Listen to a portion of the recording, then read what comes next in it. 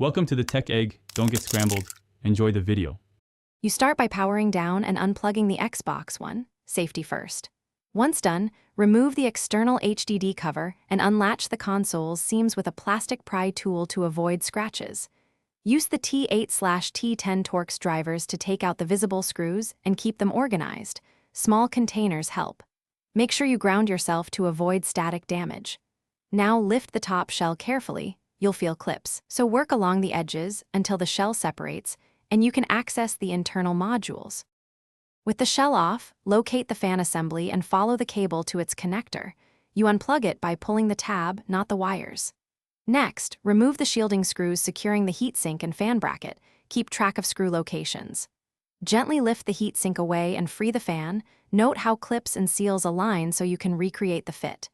Check the removed fan for broken blades, heavy dust, or bearing play. Cleaning helps, but replacement is needed if it wobbles or hums. Position the replacement fan exactly as the old one sat. Airflow arrow and connector orientation matter.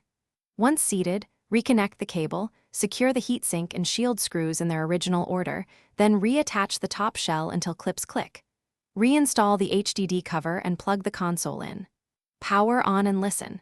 A steady, quiet spin and normal boot temps mean success. If you hear grinding or no spin, immediately power off and verify connector seating, screw alignment, and that nothing obstructs the blades.